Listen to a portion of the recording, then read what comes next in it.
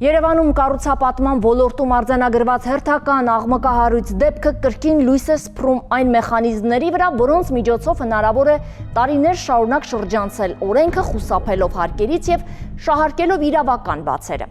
Խոսքը բազմամիլիոնանոց վնասի մասին է, որը ըստ իրավապահների պետությանը հասցվել է մտածված եւ համակարգված սխեմայի կիրառմամբ։ Այս գործը միայն մեկ կառուցապատողի պատասխանատվության հարցը չէ, այն ընդգծում է ոլորտում առկա խորքային խնդիրները սեփականության ձևակերպման խոցելի մեխանիզմներից մինչև սնանկության գործընթացների հնարավոր չարաշահումներ։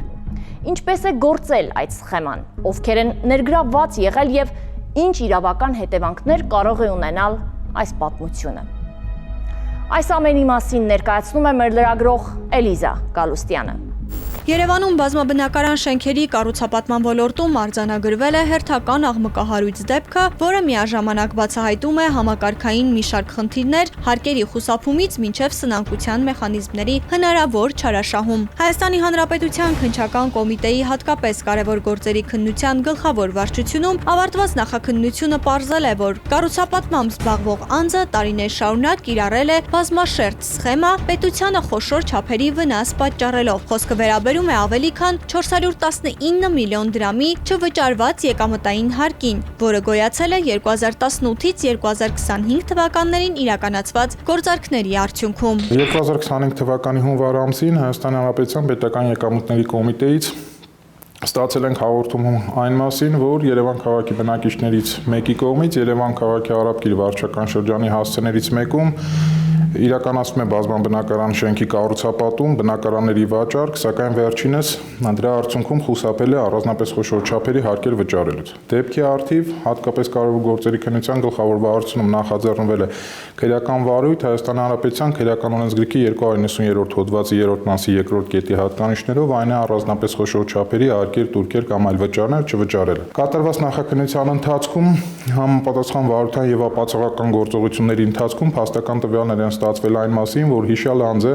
Երևան քաղաքի ոչ միայն հաղորդմամբ նշված հասցեում, այլ նաև եւս մեկ այլ հասցեում ձեռք է բերել անշարժ գույքեր եւ իրականացրել կառուցապատման աշխատանքներ բազմաբնակարան շենքերի։ Քննությամբ պարզվել է, որ կառուցապատողը Երևանի երկու տարբեր հասցեներում իրականացրել է բնակելի շենքերի կառուցում, սակայն վաճառքից առաջ կիրառել է սեփականության ձևակերպման ոչ ստանդարտ մեթոդ։ Անշարժ գույքը գրանցվել է տարբեր անձանց անուններով, թե բարեկամների, թե իրական գնորդների, ձևականորեն ներկայացնելով այն որպես բաժնային սեփականություն։ Այս քայլը թույլ է տվել շրջանցել եկամտային հարկի վճարումը, քանի որ իրավական ձևակերպմամբ կառուցապատողը հանդես չի եկել որպես անմիջական վաճառող։ Իրականում, սակայն բնակարաններն ու ավտոկայանատեղիները վաճառվել են շուկայական կարգով, իսկ գնորդներին փոխանցվել են ոչ թե ամբողջական սեփականության իրավունք, այլ նախնական բաժնեմասեր, որպես ճակերտավոր ասված երաշխիք։ Հայաստանի Հանրապետության հարկային օրենսգրքի դրույթների համաձայն բազմաբնակարան շենքերի կառուցապատում իրականացնող ֆիզիկական անձի կողմից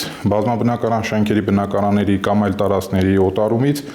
գոյացող հարկերը, այլ ֆիզիկական անձանց օտարման դեպքում գոյացող հարկերը հարկման ենթակա եկամուտներ են հանդիսանում եւ դրանցից հարկային օրենսդրությամբ նախատեսված համապատասխան դրույքաչափերով ենթակային հարկման եկամտային հարկով։ Հիշյալ հարկային գոյացող հարկային պարտավորություններից խուսափելու նպատակով տվյալ անձը անշարժ գույքերը ձեռք է բերել եւ ձևակերպել ինչպես իր հետ փոխկապակցված ընկերական բարեկամական շրջապատի անձանց անվամբ, այնպես էլ իրական գնորդների անվամբ եւ վերջիներից ներձևակերպել որպես բաժնային սեփականատերեր։ Արդեն 2018-2025 թվականների ընթացքում իրականացրել է նշված բազմաբնակարան շենքերի կառուցապատում, բնակարանների վաճառք, դրանք վաճառել տարբեր անձանց, տարբեր արժեքներով եւ պայմաններով եւ որպես բնակարանների գնման ձեռքբերման երաշխիք գնորդների անվամբ է ձևակերպել այդ անշարժ գույքերի սկզբնական գնորդների բաժնեմասերը, սեփականության բաժնեմասերը համապատասխան համամասնությամբ շուրջ 419 միլիոն ՀՀ դրամի հարկեր վճարելուց խուսափել է, ինչով էլ Հայաստանի Հանրապետությանը պատճառել է առանձնապես խոշոր չափերի գույքային վնաս։ Գործի առավել մտահոգիչ հատվածը կապված է սնանկության գործընթացի հետ։ Քննությունը ցույց է տվել, որ անձը ոչ միայն թաքցրել է իրական եկամուտները, այլև միտումնավոր ստեղծել է անվճարունակության պատրանք։ Նա չի ներկայացրել շենքերի վաճառքից ստացված շահույթ վարույթը եւ այդ կերպ ձևավորել է սնանկության հիմքեր։ Արդյունքում 2021 թվականի հունվարի 25-ին դատարանի որոշմամբ ճանաչվել է սնանկ, ինչը փաստացի զրկել է պարտատերերին իրենց պահանջները բավարարելու հնարավորությունից։ Քրեական վարույթով նախաքննության ընթացքում պարզվել եւ հիմնավորվել է, որ տվյալ անձը իր ունեցած գումարային պարտավորությունների կատարումից խուսափելու նպատակով դիտավորությամբ թաքցրել է իր կողմից կառուցապատում իրականացնելու, բնակարաններ վաճառելու, եկամուտ ստանալու հանգամանքը, ստեղծել կանխամտածված սնանկության հատկանիշներ, որի արդյունքում Հայաստանի Հանրապետության սնանկության դատարանի որոշման հիման վրա ճանաչվել է սնանկ, ինչով էլ պարտատերերին փաստացի զրկել է իրենց ունեցած գույքային պահանջները բավարարելու իրական հնարավորությունից։ Նախաքննության ընթացքում տվյալ անձի նկատմամբ հարուցվել է հանրային քրեական հետապնդում Հայաստանի Հանրապետության քրեական օրենսգրքի 290-րդ հոդվածի 3-րդ մասի 2-րդ կետի հատկանիշներով եւ 278-րդ հոդվածի առաջին մասի հատկանիշներով։ Քրեական վարույթը մեղադրական եզրակացությամբ ուղարկվել է հսկող դատախազին։